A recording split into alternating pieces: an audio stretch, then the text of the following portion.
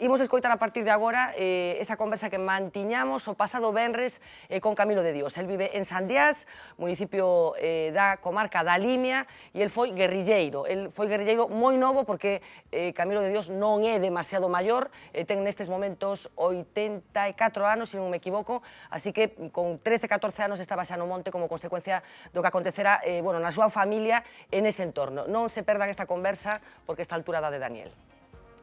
Camilo de Dios, moi boas tardes. Boas tardes. Un auténtico placer ter a ocasión de falar con vostede. Vamos a tratar de lembrar unha historia dunha vida longa xa, na que pasaron moitas cousas, pero imos empezar polo principio porque estamos na cidade da Coruña.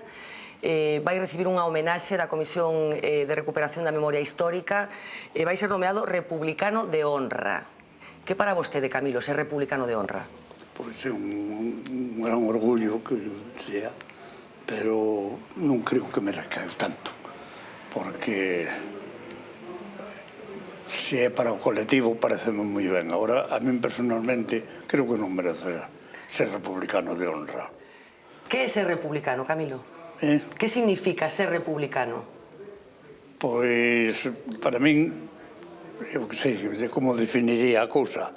Creo que sería, pois, ser dueño do país, o trozo que me corresponde, sin que pertenezca a nadie máis, que o trociño de terra que a mí me corresponde, que non o herede un Borbón, nin un Austria, nin nadie, que non fixo nunca nada por o país.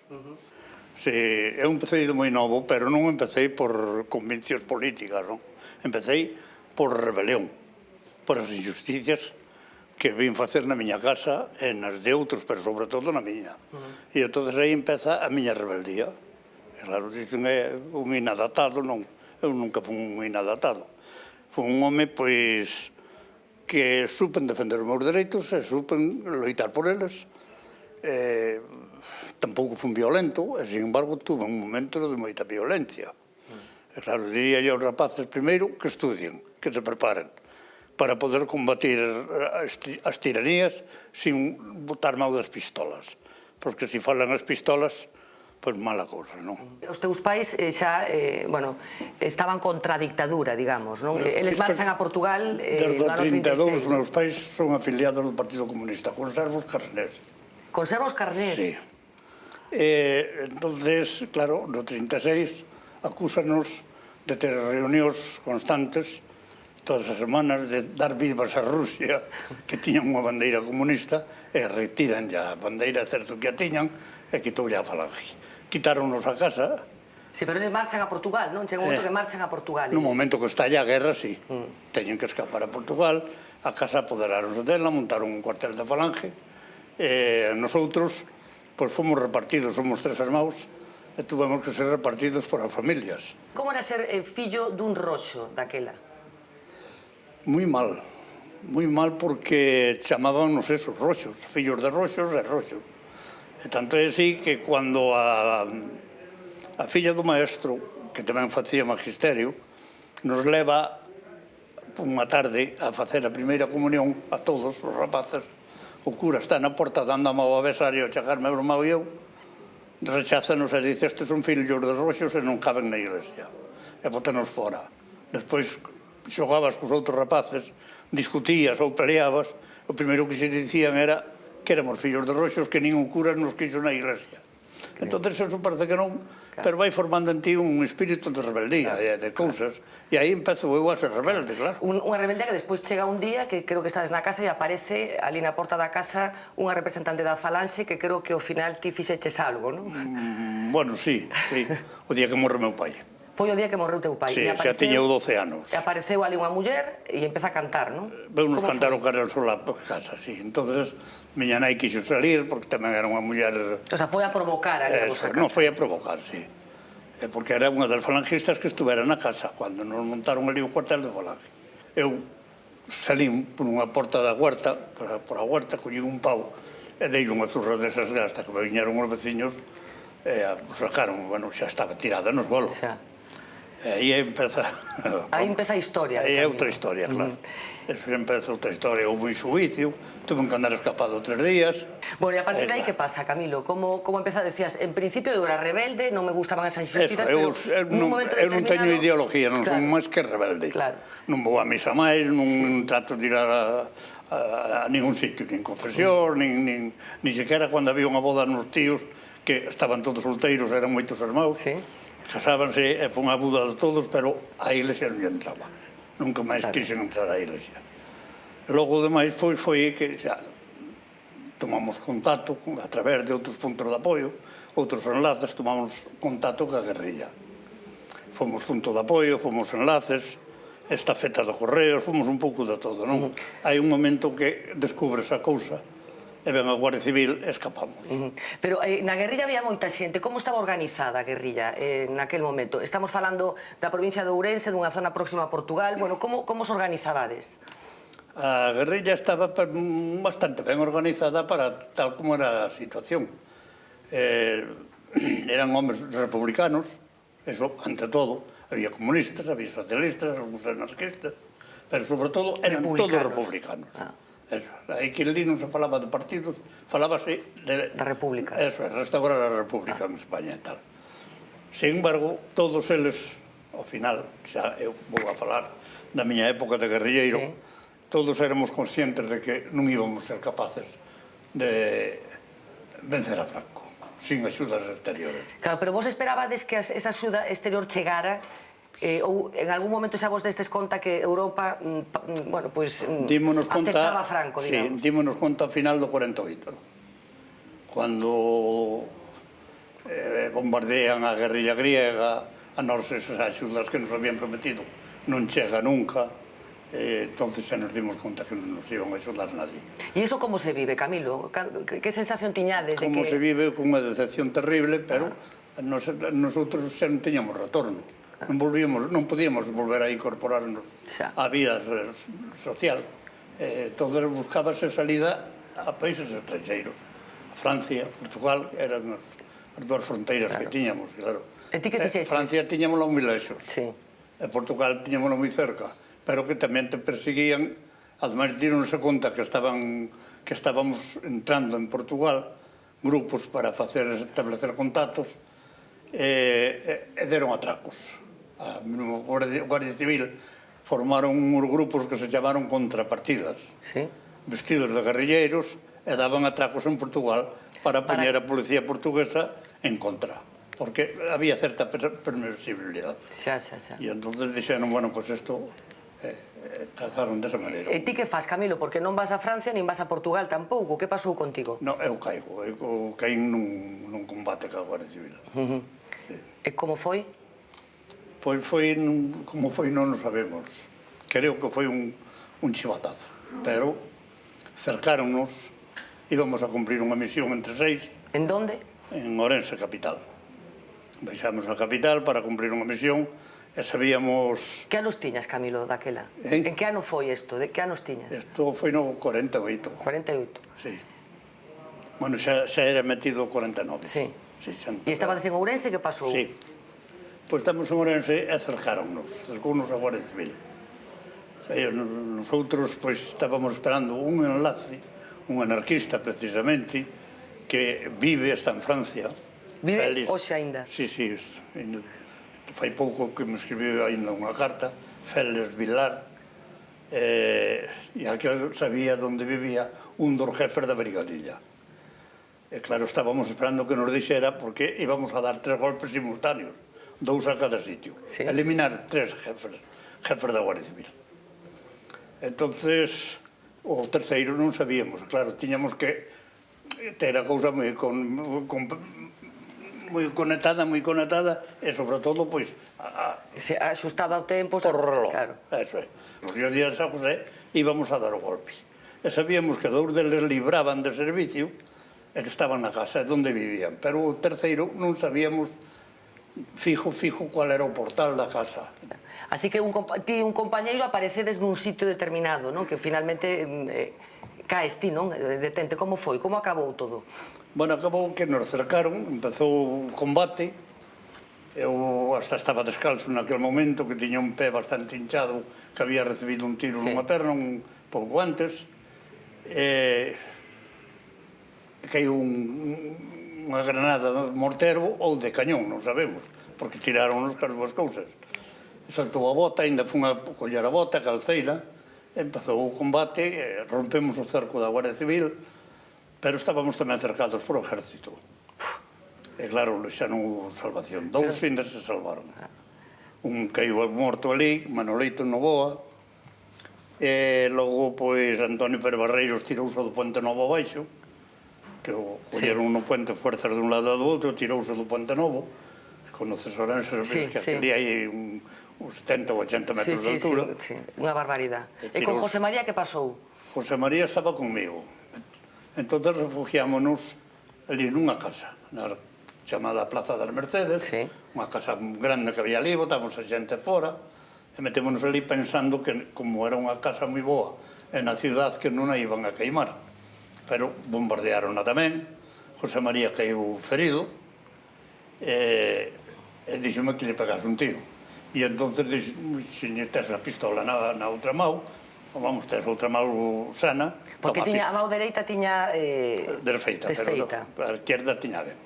E dei a pistola, pegou o tiro ca mão izquierda, meteu-no así a la parte, entroulle, sacoulle un ollo, sacoulle as molas, sacoulle por a cabeza, e eu sempre creín que quedaba morto. Despois veu unha granada, deu a min tamén, abriu unha cabeza, e tamén caín, e cando despertei, pois estaba envolto nunha manta, atado con as cordas, e levaronme así para o hospital. Decía, dei por morto a José María porque non estaba morto José María. Non estaba morto, pero deino por morto. Pero que pasou con José María despois, Pois Camilo? José María despois, encontrei 3 meses despois aquí, na cárcel da Coruña.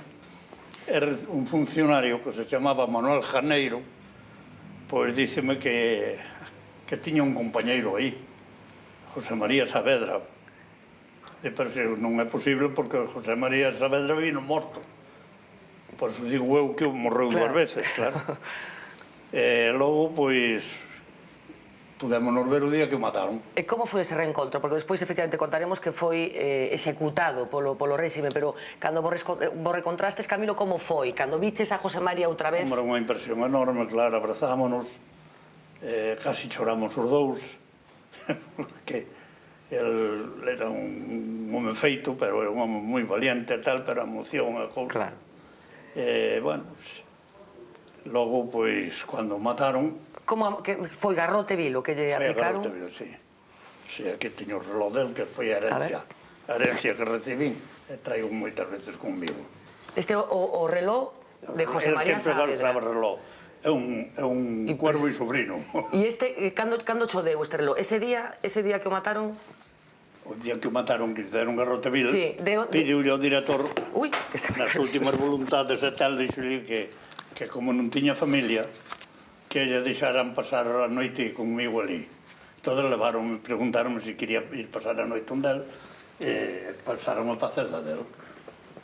Estuve ali hasta que veu o verdugo, claro. E Camilo, como son as horas antes de saber que te van a executar e que te van a matar polas túas ideas, por defender a legalidade, por defender a República, que era o régimen legal? A legalidade republicana. De que falastes esa noite, Camilo? Pois de todo, pero o tema foi sempre o mesmo. Casi me tuvo que dar ánimos el a min.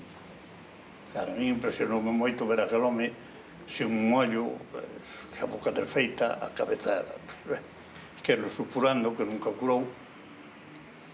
Bueno, queríalle moito a José María, porque andábamos casi sempre xuntos, era un home moi chistoso, e impresionoume moito, moito. Foi o peor momento, creo que tes contado, non? O peor momento foi cando executaron a José María. Cando vexo que sentan nun sillón parecido a este, un pavo atrás, con unha argolla, ven o verdugo, ca cara tapada, tomalle a medida, fai un risco donde para poñer a argolla máis arriba ou máis abaixo, según a estatura, para que lle quedase.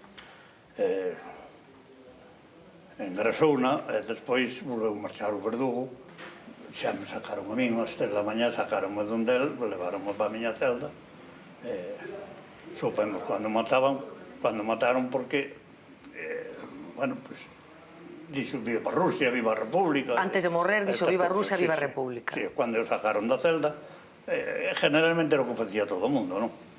Sacaron da celda para matalo por viva Rusia, viva... Porque era o que María cabreaba tamén a eles. E era unha consigna que xa iba pasando de uns aos outros. Dice, se queres ver aos funcionarios de mala leche e o director, pois vive rei viva Rusia. E Camilo, despois deso, como se sinte un? Cal é o sentimento? Rabia, indignación, medo? Medo a que? A que vas a ter medo? Ali dentro xa non tens... Porque eu contaba tamén que me fixeran o mínimo. Que os iba a preguntar, claro. Porque eu tamén estaba condenado a morte. Claro. Entón xa, pues... Despois deso, por arriba deso, que medo vas a ter? A que? O sea, non hai medo ali, o sea, non sentiches medo ali aquelas horas, aqueles días? Non, a impresión, aquela cousa de que te matan un compañeiro. Non pensas no teu, pensas no do outro. Casi che doi máis o que estás perdendo que a túa propia vida. Nalgún momento dudaches das túas conviccións despois de ver aquelo todo, ou ao revés? Creo que se me fortaleceron. Creo que se me fortaleceron as miñas conviccións, porque dixen, isto é necesario acabar con, de alguna maneira, acabar con este sistema de tal. Non demos acabado. Pasou o que pasou. Non demos acabado. Camilo, torturaronte na cárcel? Non. Torturaronme nos cuarteles. Nos cuarteles? Claro, na cárcel non. Nos cuarteles. Como torturaban os franquistas? Como tes as mans? Creo que tes as mans... Mira, estes son martillazos. As uñas. Con martillos. Martillo ten, como este dos dedos, pois ten unha parte máis alta que a outra. Entón, unha clava e a outra machaca. O que machaca sirve de freno para que a outra parte non clave tanto. Cos lápides, facendo buratos nas maus, ven o policía bo, o guardia, por que lle faz eso? Dice, para meterle o clavo por tal, que dice o comandante que o vamos a colgar, como a Cristo nunha cruz e tal. Facían chiburatos e cousas así. Mira, cortes nas maus, aquí por aquí hai outro, os dedos todos, para que nunca máis pudese disparar. Mira. Sí, as mans, en fin. Caños dos fusiles. E lembras o dolor? Como era eso? O sea, que se sinte, que se pensa cando un está recibindo... Bueno, supoño que o dor é insoportable. Non pensas. Non pensas. Volveste casi unha cousa rara, unha sensación rarísima. Sintes o dolor, pero é tan grande que non te... Eu creo que se quita esta forma de pensar. É de razonar. E que pensas agora, tantos anos despois, dos teus torturadores, da xente que te fixo ese dano? Que pensas deles? Que pouco pensar? Uns pobres diablos que torturaban os demais. Fixemos o que fixemos por un ideal. Eles facían por 10 pesetas que lle daban de sueldo. Que non tiñan conviccións políticas, non tiñan nada. Por un sueldo. Por un sueldo. Pasados os anos, atopaxeste con algún deses torturadores? Sí, moitas veces. E como son? Que pasou neses? Resulta que un deles, o sargento Lamas, da brigadilla, encontreime, pois, o día que veu Carrillo, ao pabellón de deportes, pois, montamos a guardia entre cuatro compañeiros de Xinzo e tal. Chegou el, e dixo, veño vos avisar que tuvemos unha chamada que hai unha bomba para boicotear o mitin de Carrillo no pabellón do Deportes de Ourense. E entonces dixenlle, por moitas gracias, pero fago meus responsables de todo eso, fago o favor e váyase de aquí, porque xa me está poñendo moi mala leche. E eles, con que actitude el? Como de... Arrepentido de algo? No, sí, como arrepentido, como que nos viña a avisar que podíamos ser vítimas dun atentado e tal. E logo un treino varias veces. Ora, cando me vía ele a min primeiro, procuraba cruzar a calle para outro lado. Hasta que un día dixen, non fai falta que te cruza a calle. eu non son un asesino, non vou atentar contra usted. Bueno, el sabía que era un dos que estaban na lista aquela noite da caída, claro. Camilo, falemos do seu irmán, do teu irmán de Perfecto. O ano pasado, bueno, creo que tivestes a ocasión de traer para Galicia os seus restos. Onde estaba Perfecto? Que pasou con el? Porque creo que quiso marchar ca túa nai a Francia, bueno, os pillaron en Madrid, no pobo de Madrid, non? Sí, había un pasante en Madrid que estaba en contacto con outro de Cataluña. E iba, pois, para que nos levase a Cataluña e pasar, porque a vida aquí facíase xa insoportable, non? Incluso a xente queimaron casas, mataron puntos de apoio, cousas así, a xente tiña xa moito medo, moito. Entón trataron de marchar. Foron suministrar nun puebliño de Ávila, miña nai e meu irmão. Estaban 4 guardias xogando a partida dentro, trataron de identificalos, e claro, meu irmão defendeuse. Morreu. E morreu, mataron. Non morreu, feriron-no. Deronlle 2 tiros e romperonlle a pelvis e tal. E caiu, pero caiu vivo. Non sei se viches as láminas do cadáver, que lle falta o brazo izquierdo por aquí. Cortaronlle o brazo, en vida. Atorméntate eso, a morte que tivo o teu irmão? Sí, como non me vai atormentar, porque cortaron un brazo en vida.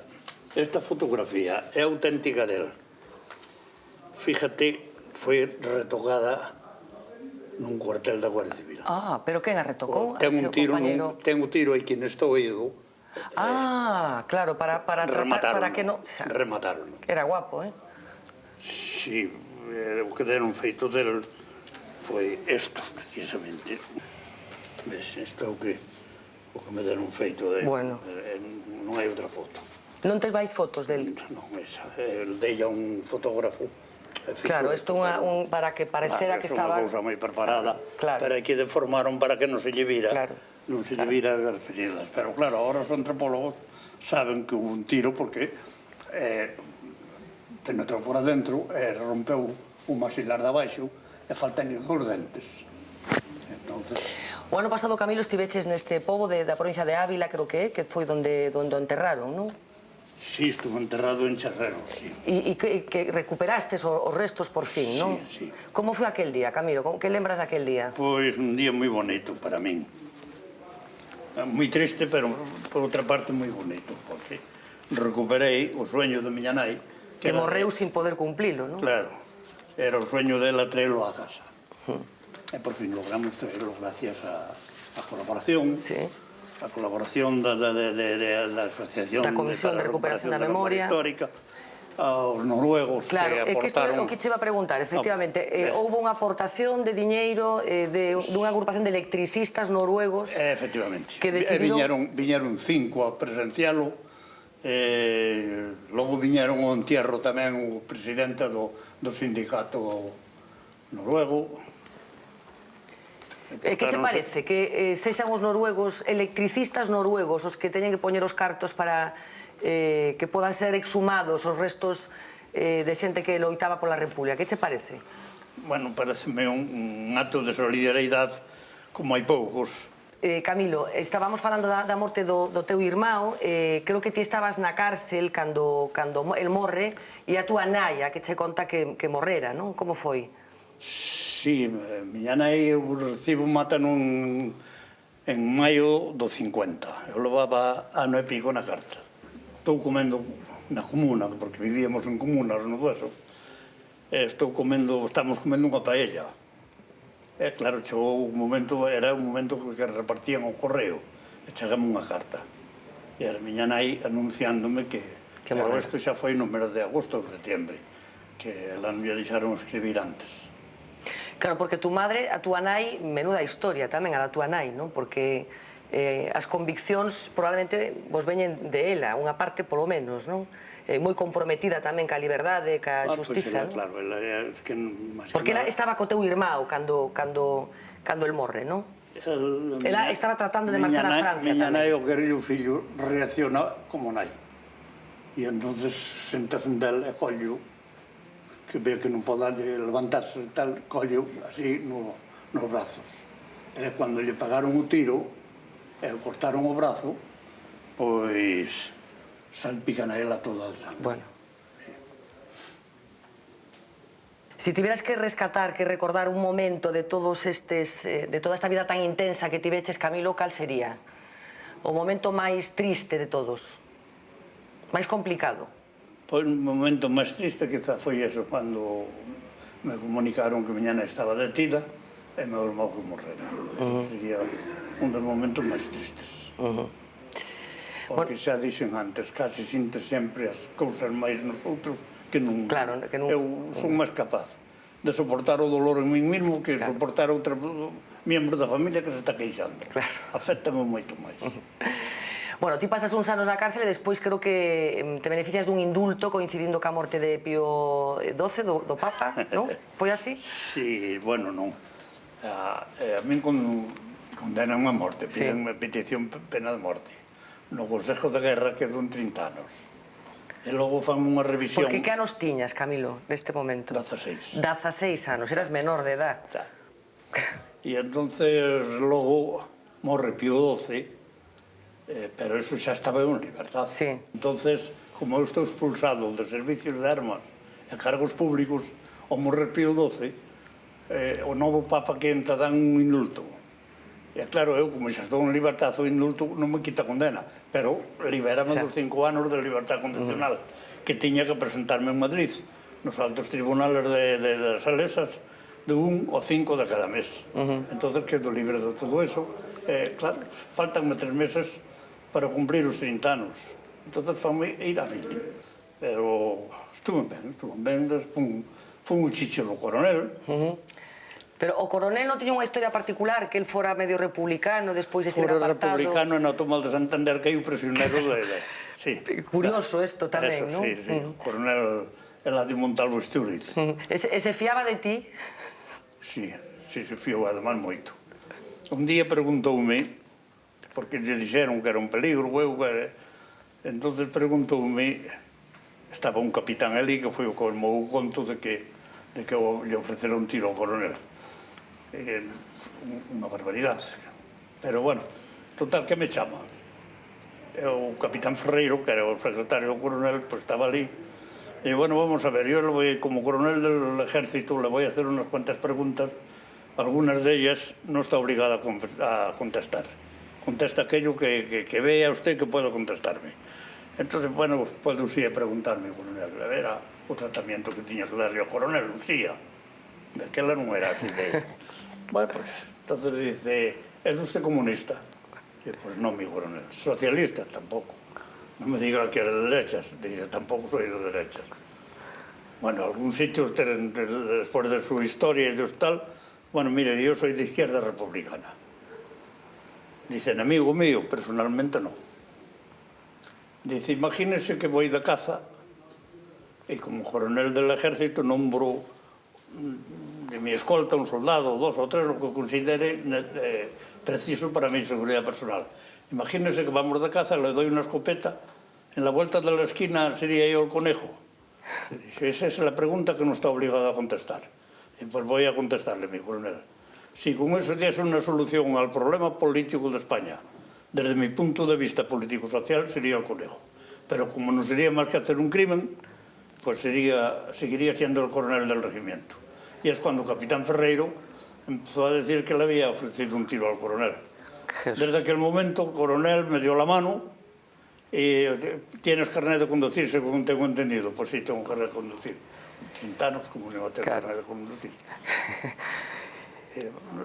Iba a mañá, levar as fillas, 2 nenas que tiñan, iba a levarlas ao colegio, despois iba a buscar a señora para levar a peluquería, logo San Miguel a tomar un vino, despois iba por o coronel e xuntaba ali os dous, volvía a levar a comer. Incluso creo que despois, cando morreu, vostede tiveches a ocasión de levar a muller. Morreu dunha angina de peito, sí. E a muller creo que tiña unha relación con alguén, non? Que era curmán de alguén. Sí, doña Carmen, sí. É total que indo por un camiño, Cando o coronel morreu, fomoslo enterrar a Santander, que eran dele. Sí. Entonces, ela por o camiño dice, Camilo, usted sabe por que Eladio le tenía tanta simpatía a usted? Pois non. E contou a historia do Eladio, non? Que había sido republicano. E dice, bueno, pues se lo voy a decir ahora. Yo me llamo Carmen Bedoya. ¿No le dice nada a mi apellido? Pues no. Dice, ¿no hubo algún guerrillero? Ah, pues sí, hubo un guerrillero de Cantabria con Juanín, que era el jefe de la agrupación cántabra, sí. Y estaba Bedoya con él, que eran cuñados. Dice, pues ese era mi primo hermano. Qué raro todo, ¿no? Qué Pues época claro, más rara. parece de novela, ¿no? Claro. ¿Sabes? Pero claro, pues... Camilo, Sí. tiveches unha boa vida, fuches feliz ou te hubiera gustado ter unha vida distinta da que tiveches? Eu que sei, eu teño pouco sueño pouco porque tampouco tuve moita ocasión de soñar, pero a vida non foi mala, despois de todo non foi mala. Pasei no mal, pasei fame, aquí na Coruña pasei fame. Bueno, pasei fame algún tempo, non sempre. En cuanto estuve condenado a morte non pasei fame, porque os condenados a morte daban unha ración de enfermos. Que paradoxa. Sí. Entonces dabanse o plato das fabas ou das lentejas ou que tocaba, pero despois mandabanse un hueviño ou unha tortilliña dun huevo, unhas O sea, patatas casi estaba ben fritas. que che condenaran a morte, claro. Eso é, Estaba ben que che condenaran a morte, entón. Sí. O sea, engordando porco, pues despois. Pero hai unha leyenda por aí, non sei se é certa ou non, Camilo, de que tiveches que comer unha camisa algunha vez? Como? Non tiveches que comer unha camisa? Eso foi en Alcalá de Henares. Pero como foi isto? En Alcalá de Henares eu tiña unha madriña política, pero que non poden escribir chicas á cárcel. Pero como hermana, sí. E entonces ela falaba co carteiro, e claro, pois, levaba os meus apellidos. Eu escribía unha irmá cos meus apellidos. E o carteiro sabía, entregaba as cartas. E aquela chica traballaba nun comercio. E era sobrinha dun camarada que estaba na cárcel tamén, Laurentino Pérez Vázquez, de Gijón. Bueno, pois o día 4 sabía que eu era das Xuventudes Socialistas Unificadas, e o día 4 de abril, como traballaba no comercio, regaloume unha camisa. Vamos, chegou para aquel día, non? Sí. E eu chegoume aquela camisa azul celeste, que era do uniforme das Xuventudes Socialistas, e salgo ao domingo ao patio con aquela camisa. Veme un funcionario que se chamaba José Gómez Cimas, chámame a garita onde él facía a guardia, e díceme, onde le vino a usted esa camisa? Pois, onde me iba a venir? Nadie regala camisas aquí adentro, así que me vino de la calle. E como se la ha puesto usted hoy? Dice, porque me la vei, e é domingo, e non teño moito con que mudarme, e puxen esta camisa. Quítesela usted. Bueno, que non ten máis remedio que quitala. Evitando problemas, quitei a camisa e rompeuna. Te la vas a comer agora? Bueno, pues non. Metí un trozo a boca, pero non hai saliva para poder mollar toda esa torta e tragala, tirar. Dixo, don José, xa veo usted a miña boa voluntad que queréis sin camisa e encima, pois, que me queira facer comer, non. Como me axude, non comemos a camisa. E total que teña un botixo ali con agua e quixo me dar con el e eu, a través do cristal, vin que me levantara a mão que a sombra, a garita era de cristales, desde ali vigilaba todo o que pasaba no patio, e entonces colliña a mão e metiño o ombro, ele era máis baixo que eu, metiño o ombro no momento que yo collo, ainda me rozou un pouco a orella e a cara, así, co porrón. Bueno, pois, parece que lle desloquei o brazo un pouco, e pasei a un calabozo, claro. Tuveronme 3 meses no patio da Palmera. No patio da Palmera. Bueno, chamaban o patio da Palmera, porque era moi pequeniño. E había unha palmera. E había unha palmera no medio, e crecía, buscando o sol. Tamén palmaba a casi todo o mundo que iba ali a castigar. Bueno, a camisa non a comeches finalmente, non? A camisa non a comeches finalmente. Non, como vas comer unha camisa. Camilo, algunha vez pensaches como terían sido as cousas se finalmente, bueno, tiverades conseguido que pretendíades que aquelo rematara a xiña? Que sería de España se Franco non tivera estado 40 anos aquí? Que sería? Sí. Como sería este país? Pensaches algunha vez eso? Eu creo que sería sin Felipe González, e sin Franco, e así algo máis, pois sería unha balsa de aceite. Tal como iba a República, porque, ademais, teño uns libros que unhas estadísticas de os quintales métricos de trigo que se cosechaban xa naquela época da República, e incluso hai cantidad de burros que existían, pero burros de 4 patas, que os outros ainda existen, ou ainda existimos. Pero resulta que había unha cabaña de ganado e de cousas asombrosas que non hai hoxe. Guardas rencor? Guardas rencor por alguén? Non, non, a nadie. A nadie? Nadie, non. Non ten sentido o rencor. Crees que vai volver a República?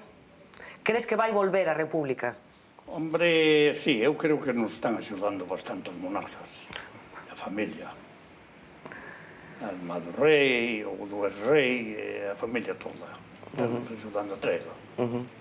O sea, que confías en que sí, que Se cedo. somos capaces de camiñar todos xuntos, collidos da man sin pensar nas diferencias, pensando solamente no moito que nos une, eu creo que traeremos a terceira, é definitiva. Pois Camilo de Dios, con este desexo quedámonos, de verdade, un auténtico placer ter a ocasión de falar contigo, estaríamos aquí horas escoitándote, gracias, de verdade. Ojalá pudera falar un pouco mellor. No, estupendo falaches. Gracias a vos.